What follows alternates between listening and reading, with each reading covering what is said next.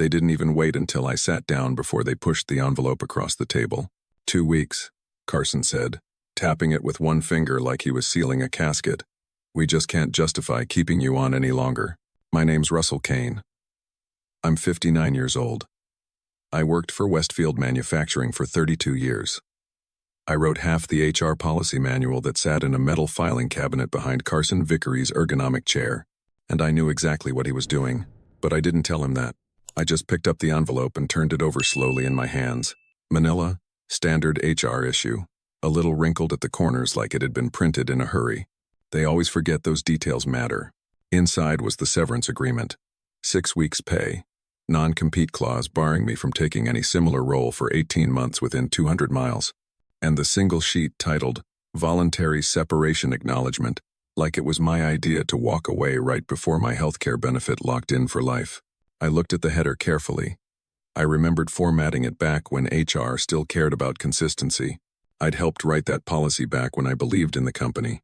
Russell, Carson said, voice dropping into that fake manager empathy. You've given us so much. But you know the industry is changing. Automation, costs. We need flexibility. He was maybe 37, 2 years into the company, knew enough that he still believed in the word disruption as a good thing. I just nodded once. You want me to sign it today? I asked calmly. Carson actually looked relieved. He thought I was giving in. He gave me his corporate smile. Welby Friday would be best. Otherwise, the offer's void. The team's ready to process your benefits immediately. Benefits. They meant get you off the liability sheet. I pressed the envelope flat on the table. Does this include the healthcare extension? He glanced at the HR rep in the corner, Felicia. She didn't look up from her notes. 6 weeks of salary, 3 months health coverage at employee rate, he read. After that, you'll need COBRA. I almost smiled. 2 weeks. That's what they were saving. 2 weeks. Until my lifetime retiree healthcare coverage vested. They thought I wouldn't see it coming. But I'd seen this game before. I'd written the playbook. Anything else you want to discuss? Carson asked, leaning back like he'd just completed a performance review. I folded the papers back into the envelope slowly. Deliberate. Thank you for your time, I said evenly. Felicia flinched a little. She knew. I stood, buttoned my jacket, and offered my hand. Carson hesitated before shaking it. He didn't want to. But HR was in the room. We both understood the choreography. Walking out through the corridor felt like being escorted to a morgue. Production floor guys avoided eye contact. They'd heard. The rumor mill was always faster than the email chain. I paused at the security desk, laid my badge down carefully. Keep it, Pete the guard said gruffly. Policy, I replied. He nodded once. And I saw it in his eyes. Pity. Or fear that he was next. I didn't speak a word on the drive home. Just the windshield wipers and my breathing. I knew exactly what my wife would have said if she'd been alive to see it. They always take care of themselves first. Don't let them decide for you. My house was dark when I walked in. I set the envelope on the kitchen table. That table had history. The place we planned family trips, paid off the mortgage, fought over the color of the siding. I sat down slowly, opened the envelope again, 1 page at a time. I read every line like I was grading a failing student's paper. They didn't think I'd read the fine print. That was their first mistake. The severance language was airtight for people who didn't know better. But I remembered writing Section 9.2 of the Employee Welfare Policy. No employee shall be terminated without cause within 30 days of qualifying for lifetime healthcare eligibility. It had been put in after the 2009 layoffs, when they tried this exact stunt on 6 older line workers. I'd fought with the old VP of HR to get it in. I remembered that meeting clear as day. Russell, you're bleeding us with these concessions. We're bleeding the wrong people dry. You want loyalty. You pay for it. Now Carson didn't even know it existed. Or he was betting I'd forgotten. I leaned back in my chair, the papers spread out in front of me like an autopsy. And in the corner of the room, on the bookshelf I built with my wife, sat the old 3-ring HR binder. I'd written most of it, the policy manual waiting quietly, like an unclaimed weapon. My fingers drummed on the table. No rage, no panic, just the quiet knowledge of what I needed to do next. I closed the envelope carefully, stood up, crossed the room and ran my hand along the worn vinyl spine of the policy binder. It opened with a soft crack, pages yellowed but precise. Section 9.2. Clear as ever. I smiled. Just once. Not happy. Resolved. If you've ever watched someone get pushed out for being too old or too expensive, hit that subscribe button. Some stories don't end where they want them to. I sat down again and began to read carefully, line by line. 2 weeks. That's what they thought they bought with that severance envelope. They didn't know I'd already written the clause that would ruin them. The policy binder creaked when I opened it, like a stiff joint that hadn't been moved in years. It was the company's official copy. I'd kept it out of habit when they went all digital. They'd laughed at me for it. Come on, Russell, who uses 3-ring binders anymore? But paper didn't crash. Paper didn't get overwritten by the next guy who wanted a prettier font. Paper remembered. My fingers traced the old tab sections: hiring, conduct, benefits, separation, and finally, health care and retirement eligibility. Section 9.2. I sat back in the kitchen chair. The overhead light buzzed gently.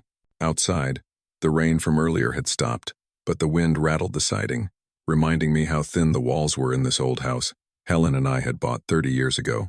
It was paid off. That's why I hadn't panicked in that conference room. They couldn't take my house, but they were trying to take my dignity. I flipped the page carefully. 9.2. Termination and healthcare eligibility. No employee shall be terminated without documented cause within 30 calendar days of attaining eligibility for lifetime retiree healthcare benefits. Termination due to restructuring or role redundancy within this window shall constitute breach of employment contract. My handwriting was in the margin. I remembered writing it myself, leaning over the HR director's desk during the 2009 cuts. Spell it out, I'd said back then. Make sure they can't weasel through with restructuring. And here it was. They hadn't even changed the wording since then. I almost felt insulted by the laziness. The margin note in pen. No gray area. It was my style. I exhaled slowly, the cold logic kicking in. Carson Vickery didn't know this clause existed, or he'd hoped I'd forgotten. He was betting on my silence. I was betting on my memory. The house was silent except for the fridge humming in the corner. I laid out the severance papers next to the binder. Their language was boilerplate. Restructuring. Non-compete. 6 weeks' pay. No mention of cause. No acknowledgement of the eligibility date. They were banking on fear. Most guys my age would see the envelope, feel the sweat at the back of their neck, and sign it before the door hit them on the way out. Carson knew that. But Carson didn't know me. My eyes moved between the policy binder and the envelope like I was lining up targets. I read each sentence out loud. Quiet. Deliberate. Like cross-examining a liar. Felicia Tran had sat in that meeting without saying a word. But she'd flinched. When I said, "Today?" She knew. Or at least she suspected. I wasn't angry. I wasn't scared. I was disappointed. This wasn't just personal. I'd written this policy to protect people like George in shipping, who'd put in 35 years and got a heart attack for his trouble. To protect Marlene in accounts payable, who kept the company solvent when the CFO was cooking numbers. People who made the place work while guys like Carson polished their LinkedIn profiles. They weren't just screwing me. They were setting precedent. My company badge, sitting next to the envelope on the table. Plastic. Worthless now. But I'd worn it for 3 decades. I got up slowly, poured a cup of coffee that had gone lukewarm in the pot. Didn't bother reheating it. Saturday, back down and took out a notepad. First line I wrote, Section 9.2. Second line, eligibility date, 14 days. Third line, severance offer, restructuring, no cause. I underlined breach. I wasn't a lawyer, but I knew how lawyers thought. I'd sat in enough board meetings to hear them argue over single words in contracts. I'd written policies to be bulletproof. They'd trusted me with that. Carson didn't realize he'd fired the guy who wrote the booby trap. I ran a finger over the binder's cover. The corporate logo was faded, but my initials were still in the inside flap, where I'd written them in Sharpie. Property of RK. I smirked. They'd tried to forget me before they even finished pushing me out the door. But I hadn't forgotten them. They didn't need me anymore. But they needed me to be quiet. I opened my old company laptop. It wasn't wiped yet. I hadn't signed the exit paperwork. My email was still active for 2 more days. I logged in. Hundreds of emails. Policy updates. Termination memos. Restructuring announcements. Some to me. Some CC'd to entire departments. I started making a list. Names. Dates. Ages if I could remember. George, 2 months ago. Fired 3 weeks before his health care kicked in. Marlene, 6 weeks before eligibility. Pattern, it wasn't just me. Suddenly, this wasn't about a payout. It was about not letting them do it again. I closed the binder slowly, set my badge on top of it, looked at the phone on the counter. 2 weeks. That's all they thought they bought with that envelope. 2 weeks of silence. I picked up the phone, scrolled to a number I hadn't called in years. My old union rep. Number. My lawyer friend from Columbus. Employment law. Specialized in this exact crap.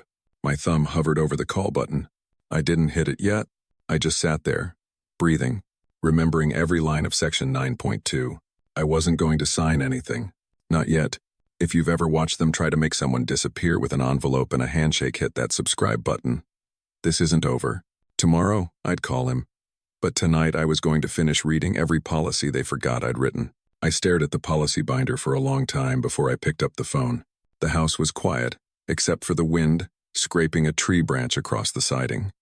I traced my finger over the words in the margin I'd written myself 20 years ago. No gray area. 2 weeks. That was what they thought they were saving. That was the price they put on my silence. I flipped the binder shut and exhaled.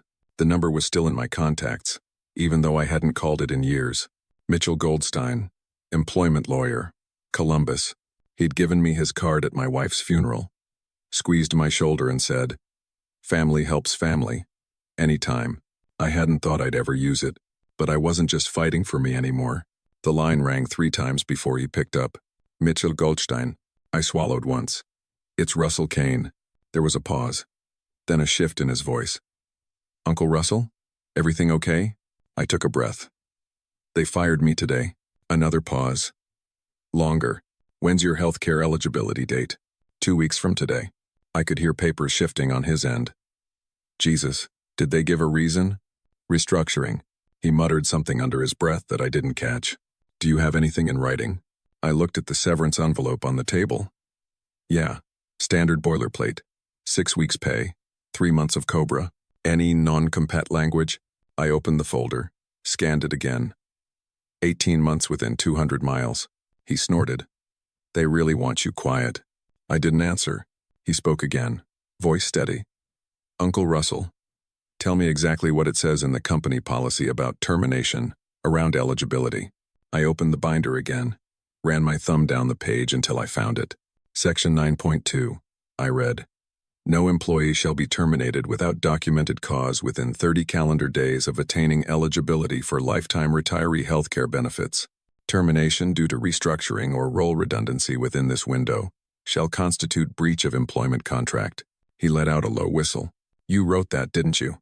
"Yeah, after the 2009 layoffs. They tried to fire a guy 3 days before his pension vested. I made sure they couldn't do it again. Except they just did. Except I still have the binder." There was silence on the line. I could almost see him pressing his fingers together, thinking. Finally, he said, "Uncle Russell, do not sign anything. Don't even reply to them. That clause isn't just strong, it's ironclad. And if they're using restructuring as the reason, they've screwed themselves." I nodded even though he couldn't see me. "They're betting I'll panic and take the severance. Most guys your age would. That's why they try it. Not me." He was quiet a second. Then he said, "How many others, Russell?" I frowned. "What do you mean? You're not the only one they've fired right before eligibility. Think about it." I turned and looked at the notepad on the table. George, Marlene, 2 others I hadn't written down yet but remembered seeing on the termination memos. "Yeah," I said slowly. "There's a pattern." "Good," Mitchell said, voice hardening. "Write it all down. Names, dates, ages if you know them. How many days before eligibility they were fired. The severance offers if you can get them." I scribbled quickly. He continued. "Russell, I'm not just talking about a personal lawsuit here. If they've been systematically pushing older employees out to avoid paying benefits, that's age discrimination. Federal case. Class action potential." I paused, pen hovering. Class action. Not just me. I felt something settle in my chest. Heavy but sure. This wasn't about my $94,000 anymore. This was about every person they'd done this to. Every family they'd cheated out of security. "Do you have access to your company email?" I glanced at my old laptop. "Until Thursday." Download everything. Termination memos, restructuring plans, emails from HR, anything that references older employees, severance negotiations, policy changes. He waited. You willing to do this, Uncle Russell? I looked around the kitchen, the envelope on the table, my badge, the binder. I didn't argue with them, I said quietly. I just walked out. He waited. But I'm not signing a damn thing. Mitchell's voice softened a hair. That's good. That's really good. I'll email you instructions for how to send me the documents securely. Don't talk to them. Don't threaten them. Don't give them anything they can use to say you were belligerent or unstable. Yeah, I know. He hesitated. I'm sorry this happened to you. I swallowed. Don't be. I built the trap. Carson just walked into it. There was a beat. Then he chuckled. I'll call you tomorrow. We'll set up next steps. Get some sleep if you can. Thanks, Mitchell. Family helps family, Russell. Don't forget it. He hung up. I sat there with the phone in my lap. The house was quiet again. My coffee had gone stone cold. I picked up the notepad and wrote one more line at the bottom. They want quiet. I want the truth. I looked at the laptop. Tomorrow, I'd start printing everything. But tonight, I was going to finish reading every line of that policy binder. They thought they'd paid for 2 weeks of silence. They didn't realize they'd bought themselves a war.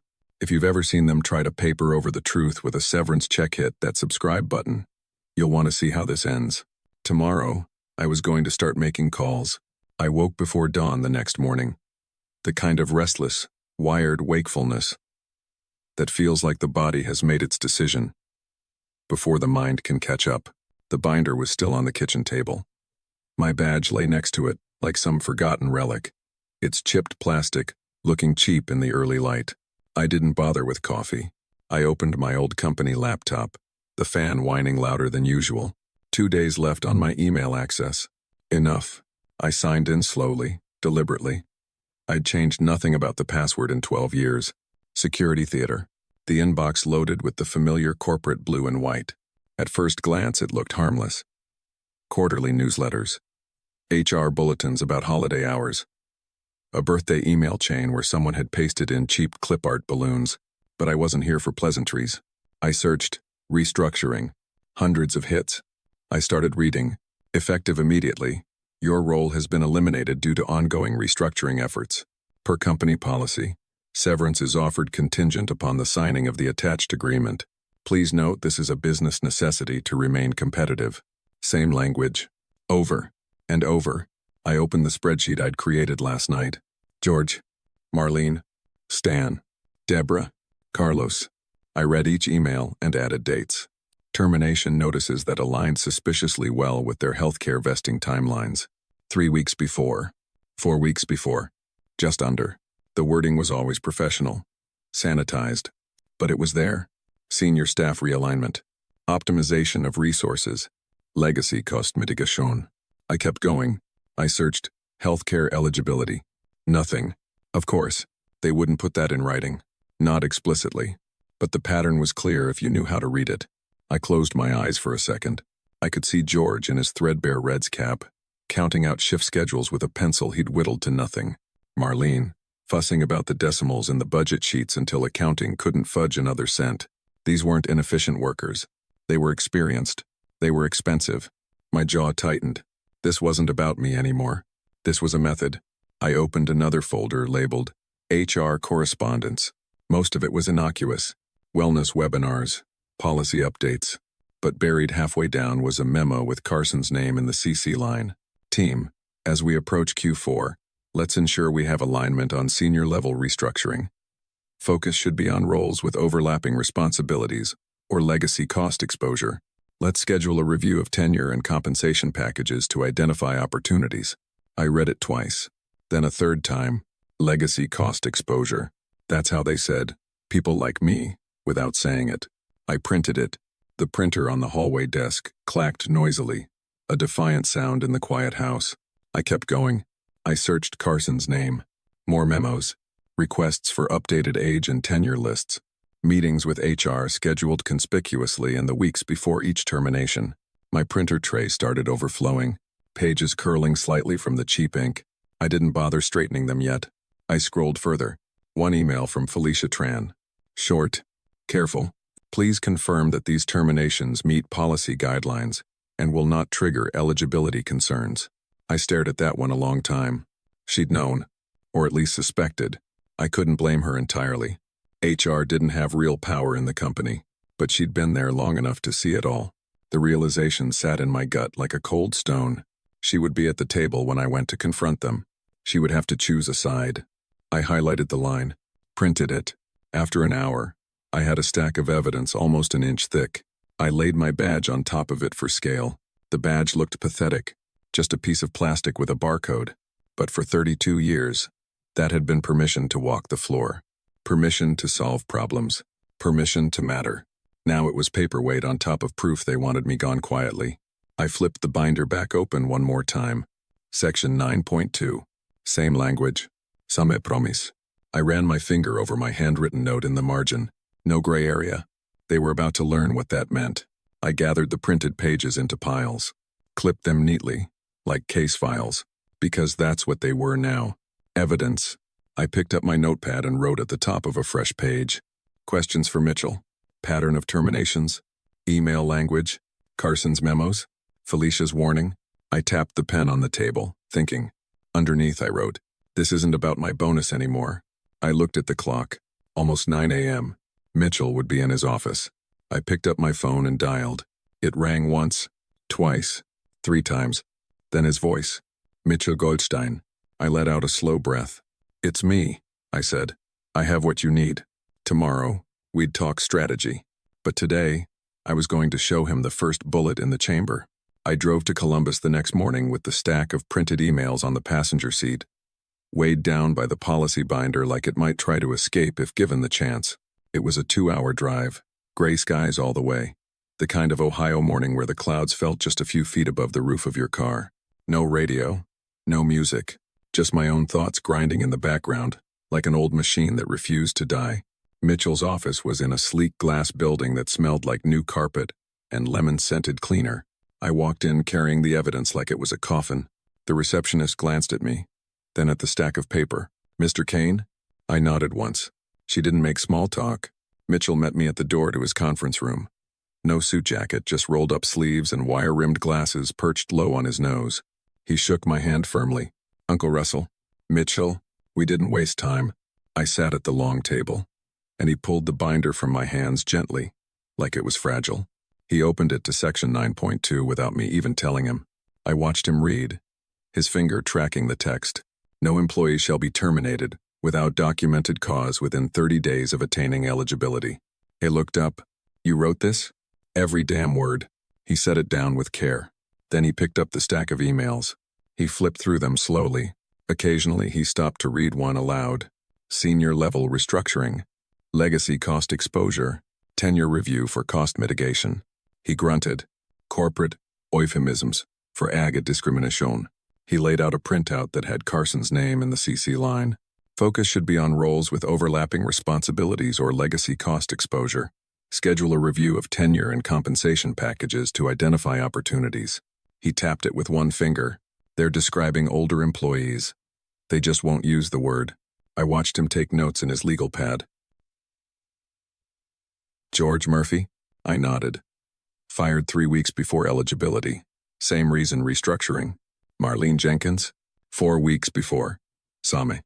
He kept writing. "Pattern," he murmured. "They don't even bother to stagger the language." He paused and looked at me. "This is very strong, and you're not the only one." I exhaled slowly. "I know." He set down his pen. "Russell, I'm going to be straight with you. This isn't just wrongful termination. It's age discrimination. Systematic.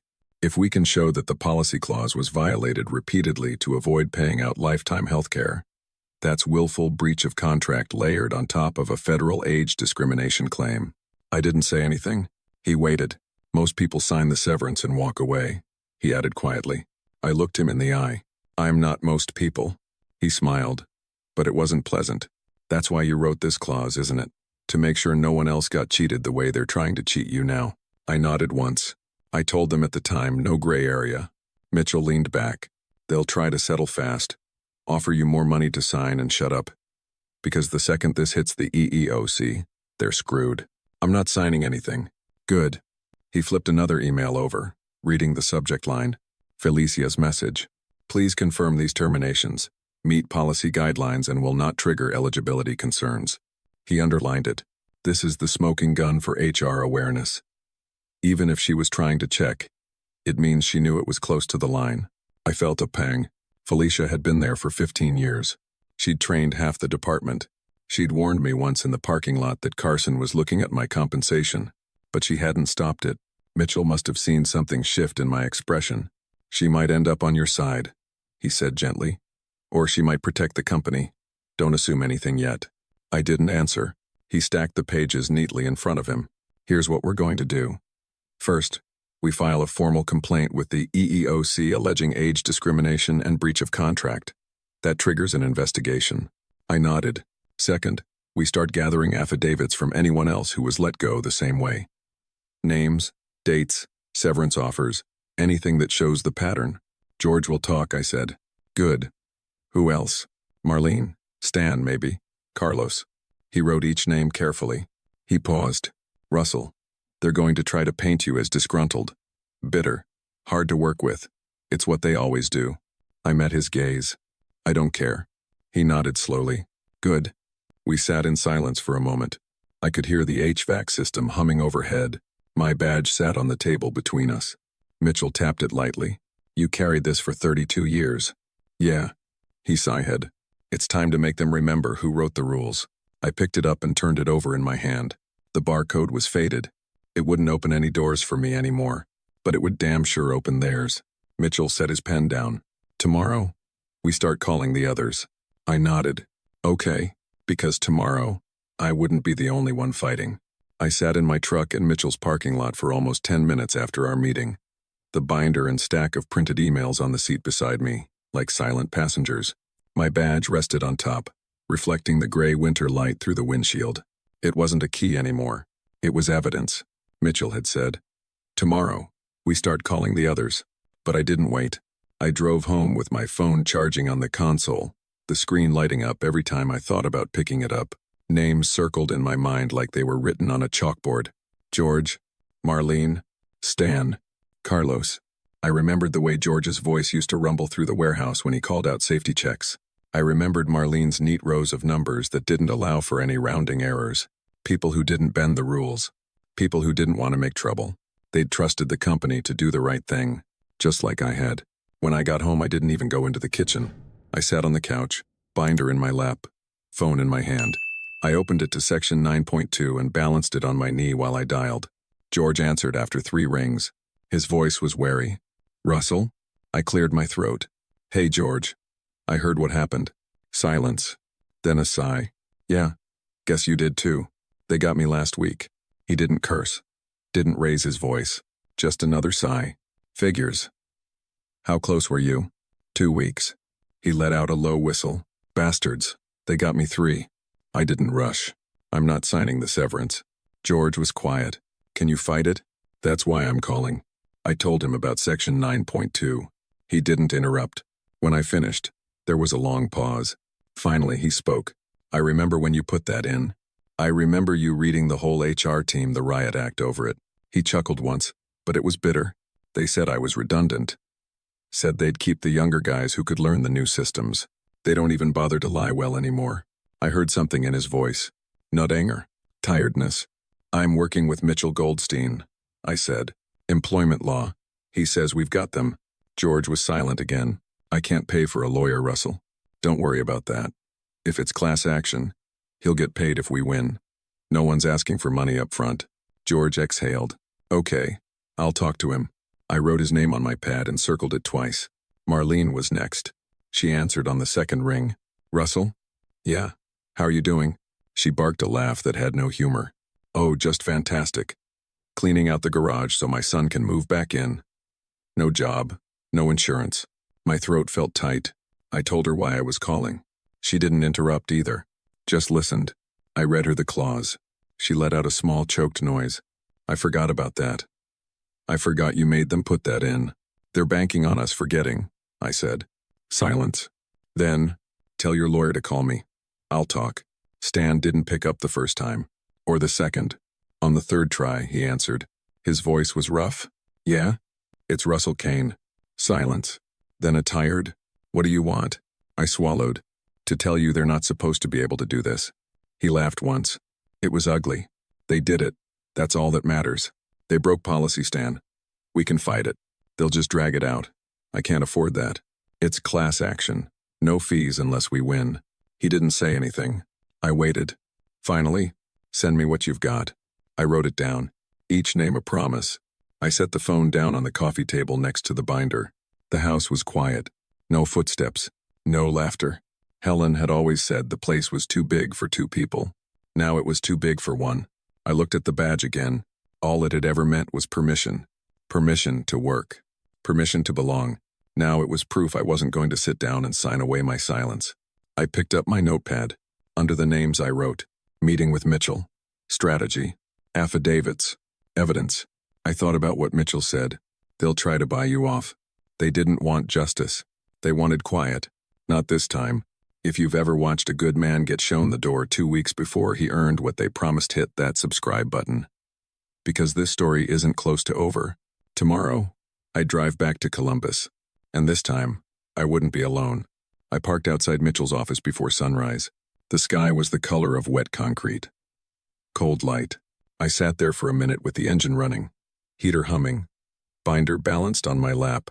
Inside were names, dates, phrases circled in red ink. Legacy cost exposure. Optimization of tenure. Restructuring without cause. My own notes in the margins looked like courtroom exhibits. I shut off the truck and grabbed everything in one armful. Mitchell was already there. Lights on, jacket off, sleeves rolled. "Russell," he greeted me, nodding at the pile in my arms. I laid it all out on his conference table. He didn't waste time. He picked up the binder and flipped straight to section 9.2. "Any changes?" I shook my head. "Zame Klause. Zame Violation." He tapped it once with his pen, like a judge rapping a gavel. "Good. They can't argue it was ambiguous." I slid the printouts toward him. Emails from Carson. HR CC'd. Notes about reviewing tenure for cost. Legacy cost exposure. Mitchell read one aloud. "Identify opportunities to reduce long-term benefits burden." He snorted. "Lawyers love that kind of smoking gun. They'll call it coded language, but juries aren't stupid." He kept reading. "This one. Felicia asking about eligibility concerns." She knew they were on the line. I exhaled. "She tried to warn me once." Mitchell paused. "She did?" "In the parking lot. Told me Carson was looking at my compensation." He sat back. "That's important. It means she might flip." I didn't answer. He started stacking the pages in organized piles. 1. Policy clause. 2. Emails. 3. Termination letters. 4. Severance offers. He looked at me. "You talked to the others?" I nodded. "George is in. Marlene's in. Stan said he'll think about it. Carlos wants to see what happens." Mitchell didn't seem surprised. "They're scared. They're broke," I corrected. He gave me a look that wasn't pity. Recognition. They didn't plan for a legal fight. They planned for retirement. Then these bastards yanked it away. He nodded slowly. They always bet on people taking the path of least resistance. Quiet severance. Signed NDA. Go away.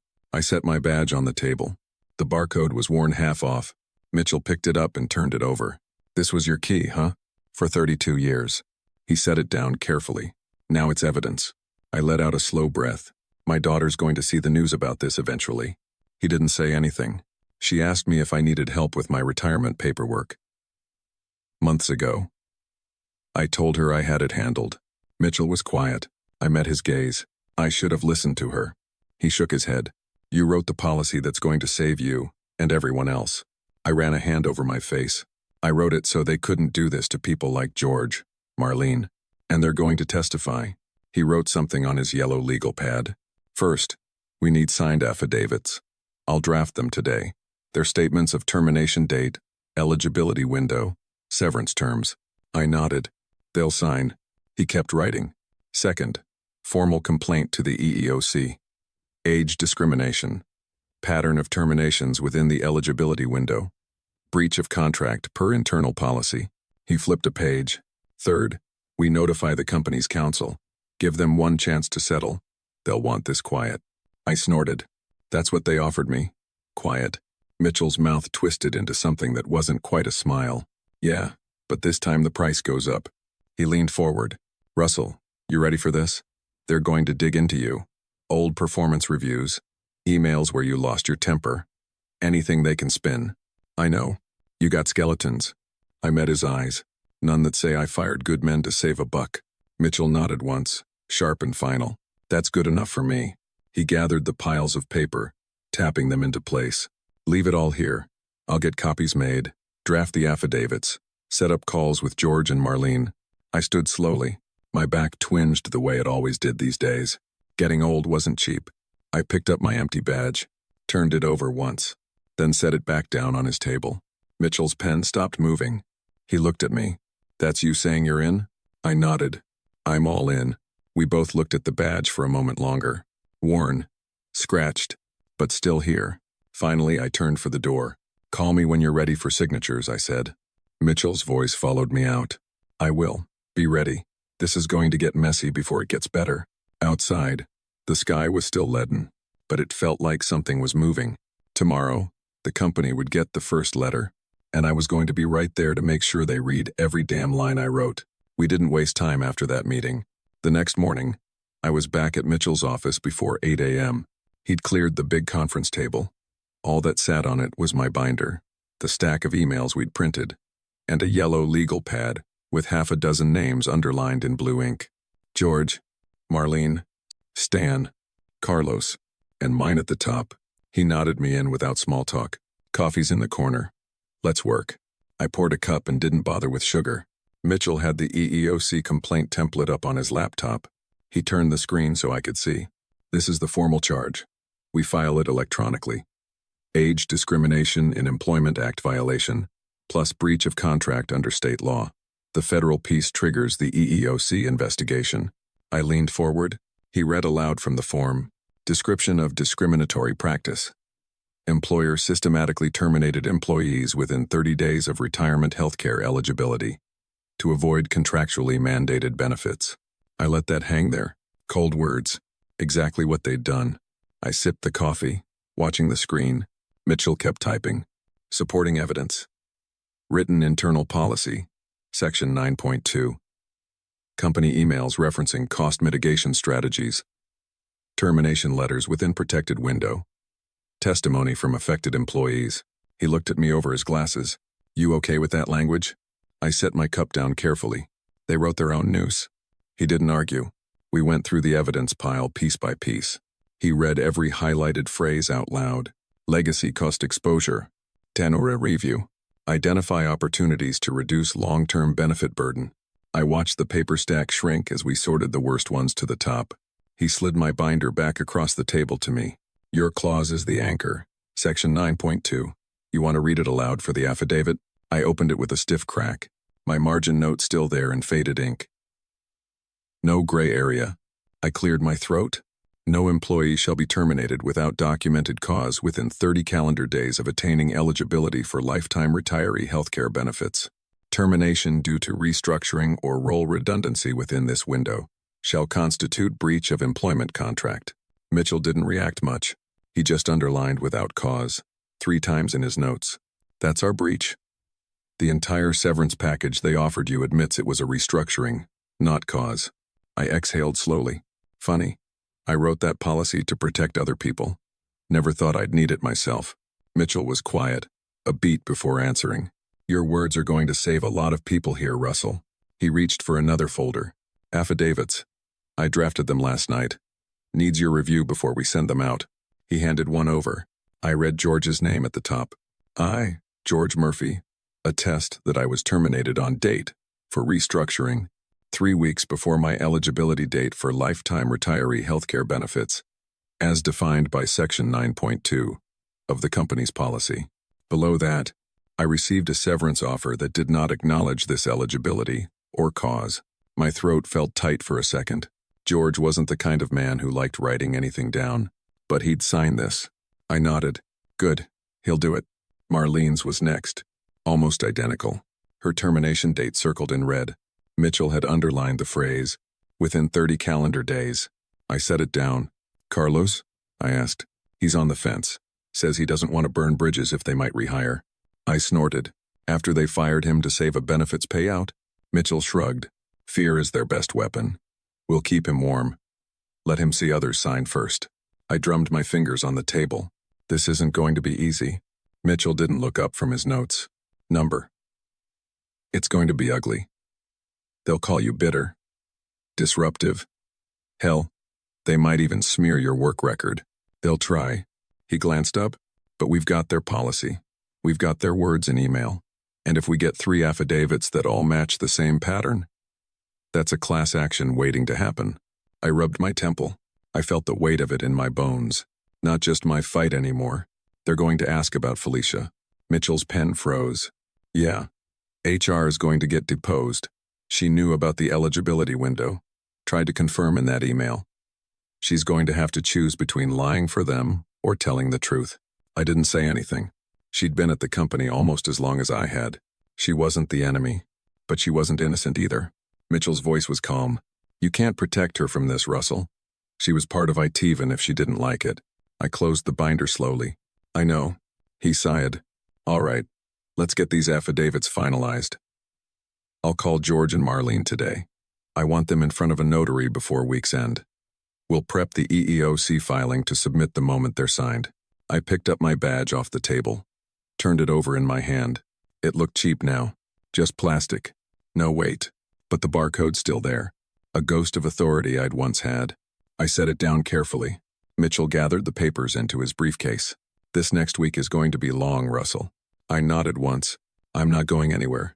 We didn't shake hands. We didn't need to. As I walked out of the office, I could already feel the plan solidifying. They'd see the letter.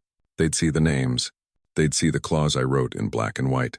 Tomorrow, we'd be ready to send it. Mitchell's office was quiet except for the soft tap of his pen against the table. Between us sat the final stack of signed affidavits. George's signature wobbled like his hand shook. Marlene's was tight and neat, the same way she used to do budgets. My own was less deliberate. Mitchell flipped them over one by one, checking dates, eligibility windows, all clean, consistent. They're all within that 30-day window. He glanced at me. That's your clause, Russell. No gray area. I nodded once. He pulled his laptop over and angled it so I could see. This is the ECOC portal. We're going to file today. I watched the cursor blink in the description of claim box. He began reading aloud as he typed. Employer systematically terminated employees within protected window to avoid contractually mandated lifetime healthcare benefits, violating Section 9.2 of Internal Policy and ADA. I leaned back. Hearing it put like that felt clinical, stripped of faces. But that was the point. They wanted us to be paperwork. Easy to process, cheaper to forget. Mitchell finished the form, added the supporting evidence list, policy binder scan, termination letters, email memos, affidavits. When he hit submit, there was a small chime. That was it. 30 years of work reduced to an online confirmation number. I looked at my badge on his desk. Still there. Worthless for getting into the building now. But it meant something else. I picked it up and turned it over in my hand. I could almost feel the weight of every day I'd swiped in before dawn. Not for overtime. For loyalty. Mitchell was quiet. Finally I said, You know why I wrote that clause? He sat back. Tell me. I cleared my throat. It was '09. Company was cutting everyone. George was there. So was Marlene. We were watching older guys get walked out 2 weeks before their pensions vested. I swallowed. I was the only one with enough seniority to tell the board it was wrong. So I told them, put it in writing. Protection for anyone about to hit eligibility. Mitchell didn't say anything. I looked at him. I did it because I'd watched a man cry in the parking lot while HR handed him a box. Because he didn't know how to tell his wife she lost her insurance. My voice cracked, just once. I waited for it to pass. Mitchell's pen was still. You don't have to explain it to me. I looked at the affidavits again. They didn't just fire us. They broke the promise. He nodded. And that's breach of contract. Plain and simple. He pulled out another document. This one was a letter. Formal, thick legal language. To the legal counsel of Iron Ridge Components. It laid out the complaint in detail. Termination date. Policy clause citations. Evidence attachments. Demand for compensation. Mitchell slid it to me. Read it. I did. Slowly. Deliberately. When I finished, I pushed it back. It's good. He pulled the binder toward himself, thumb resting on my margin note. No gray area. We send this to their counsel today. Certified mail. Email CC'd to their HR director. They'll know it's real. He hesitated. Felicia. Mitchell glanced at me. She'll see it? He nodded. She was part of the process. She's going to have to answer for it. But, he paused. If she wants to talk, she could help you. I didn't answer for a moment. I remembered her face across the conference table when Carson read me my fate. The way her eyes wouldn't meet mine. She used to be good at her job. Mitchell didn't argue. Finally, he signed the bottom of the letter. Your turn. I picked up the pen. Signed. That was it. A line on paper that meant the quiet was over. He slid the letter into an envelope, sealed it, stamped it. We'll have a copy in their counsel's inbox by 4 p.m. today. Certified copy by tomorrow morning. I exhaled. I didn't feel triumphant. I felt steady. They're going to scramble, Mitchell said quietly. They'll try to buy you off. I nodded. They'll try to break you. I set the badge down on the envelope. Let them try. For 32 years, I kept my head down and did the work. Now I was going to make them read every damn line I wrote. If you've ever watched someone get pushed out 2 weeks before they earned what they were promised, hit that subscribe button. Because they thought this would be over by now. Tomorrow, they'd open that envelope, and the fight would really begin. I didn't sleep much that night after we sent the letter. I sat at the kitchen table with the binder open in front of me. Badge acting as a paperweight on Section 9.2. No employee shall be terminated without documented cause within 30 calendar days of attaining eligibility. My own handwriting in the margin glared up at me. No gray area. Morning came with no ceremony. Gray light seeped through the blinds, making everything look older than it was. The coffee tasted burned, but I drank it anyway. By 9 a.m., my phone buzzed on the table. Mitchell's number. I let it ring once before picking up. Yeah, they replied. I didn't say anything. He waited. They emailed my office at 8:14. Official counsel on the letterhead. I just forwarded it to you. I opened my old laptop, fan squealing. Sure enough, their logo in the corner. I clicked it open. Read it once. Slow. Then again. It was everything I expected from corporate lawyers. Polite. Professional. Cold. We acknowledge receipt of your client's letter.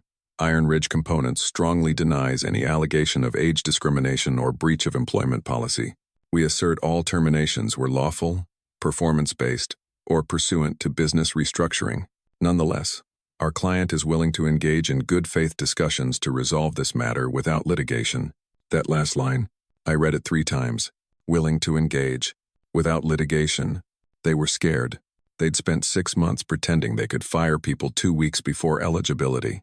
Now they wanted a nice quiet settlement. No headlines. No depositions. I let out a slow breath. Set the laptop back. I heard the clock ticking in the living room. Helen used to wind it every Sunday. It had been quiet for years now. The email sat on the screen like a dare. I picked up the badge off the binder, turned it over in my palm. 32 years of work, reduced to a negotiation tactic. They didn't want the truth. They wanted quiet. I picked up the phone and called Mitchell. He answered immediately. You read it? Yeah. They're denying everything, but that last line is the tell. They're spooked. Yeah. He waited for me to say something. When I didn't, he filled the silence. They're going to want to settle cheap. Buy your signature. NDA. Keep you quiet. I let that hang there. They'll pay you well. If you want to walk away, we can get you a good number. I closed my eyes. My thumb ran over the badge's barcode, half faded from decades of use. George will still be broke. Mitchell went quiet. Marlene's paying for Cobra out of her savings. Stan's still not sure he can sign because he's hoping they'll rehire him. I took a breath. They didn't just fire me. They fired us. Mitchell exhaled on the line. Yeah, I know. I could hear him tapping his pen on his desk. Then he said it. I can send them a reply today. Tell them no NDA, no individual settlement. That you want full retirement benefits reinstated for every affected employee. He paused. You sure? I opened the binder again, stared at my note in the margin. No gray area. They thought they could cheat old men out of health insurance, make us too tired or scared to fight. My voice sounded calm, colder than I felt. Tell them no deal. Unless everyone gets what they were owed. Mitchell didn't speak for a while. Then I heard the sound of his chair creak. Okay. I wiped a hand across my mouth. I know they're going to come after me. Paint me as angry, disgruntled, hard to work with. They will. I looked around my silent kitchen. The picture of Helen still on the windowsill. Our daughter's crayon drawing from years ago still pinned to the fridge. I don't care, I said quietly. Mitchell exhaled. I'll draft the response. I'll copy you before I send it. I nodded even though he couldn't see me. Russell. Yeah. They'll know they can't just buy you off. I didn't answer. I just hung up. I sat there for a while longer. Binder open, badge resting on top, the policy in black and white. My own words written to save people who couldn't save themselves. If you've ever watched someone sell out their silence for a severance check, hit that subscribe button. Because this fight's not over. Tomorrow, they'd get Mitchell's reply, and they'd realize I wasn't asking for anything for myself. I was demanding it for all of us. Mitchell sent the reply letter at 3:47 p.m. on a Tuesday. Certified mail. Email to their general counsel. CC'd to HR Director Felicia Tran. No NDA. No personal settlement. One demand only. Full benefits and back pay for every terminated employee within the eligibility window. I didn't watch him send it. I'd already walked out of his office. By the time I got home, the sky had turned that dull winter color I'd always hated. Helen used to say Ohio looked like a faded photograph half the year. She wasn't wrong. I sat at the kitchen table with the binder open to section 9.2, badge off to the side, like it knew it wasn't the star anymore. No employee shall be terminated without documented cause within 30 calendar days of attaining eligibility. I stared at the line until the words blurred. I hadn't written it for me. Not really. I'd written it after watching Louis Saldana get laid off 2 weeks before his pension hit. He was 64. He didn't even fight. Just handed his badge to the guard and went home to tell his wife they lost their insurance. That day I went straight to the boardroom and said if they didn't write the policy, I'd walk. They'd caved, wrote it down, signed it, and here I was, 15 years later, watching them try to pretend it didn't exist. My hand tightened on the edge of the table. The next morning, Mitchell called early. I picked up before the second ring. They got it, he said. Yeah? They replied at 7:03 a.m. He read it aloud over the phone. We acknowledge receipt of your demand. We categorically deny any breach or unlawful discrimination. We dispute the applicability of Section 9.2 under the present restructuring conditions. However, our client is prepared to discuss a global resolution of all claims to avoid protracted litigation and public disclosure. I let out a slow breath. They're scared. Mitchell didn't bother to deny it. They're worried about exposure. EOC complaint is already on file. If this goes to discovery, we get their internal emails. Depose Carson. Felicia. The board. He was quiet a second. They don't want that. I closed my eyes.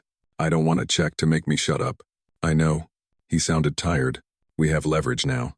Enough to force terms. But they'll try to carve you out. Offer you something big to leave the others behind. I thought about George, signing his affidavit with fingers that trembled. Marlene asking me if they'd really pay for her Cobra. Stan too afraid to commit because he wanted them to rehire him. They're not just numbers to me, I said. Mitchell's voice softened. I know that too. Silence. I could hear my own breathing in the empty kitchen. They'll try to spin you. Mitchell went on. Say you're bitter. Old. Out of touch. Make it about you being stubborn. I let out a humorless laugh. I am stubborn, but they don't get to decide when I'm finished. He went quiet again. Then, they've asked for a meeting. My fingers drummed once on the binder. Where? My office. Friday. Their counsel. Felicia. Maybe a board member. I swallowed once. I pictured Felicia's face that day she wouldn't meet my eyes. The look that wasn't cruelty but resignation. She'd known. And she'd done nothing. She was going to have to sit at that table now. Mitchell's voice was low. You sure you want to do it this way? I didn't answer immediately. My eyes fell on the badge. The scratched plastic. The barcode that had opened every door in that building. It was worthless now. But I'd kept it. Because it reminded me of what it used to mean. It was supposed to protect them, I said finally. Mitchell didn't ask who I meant. Then let's make sure it does, he said. I let out a breath I didn't know I'd been holding.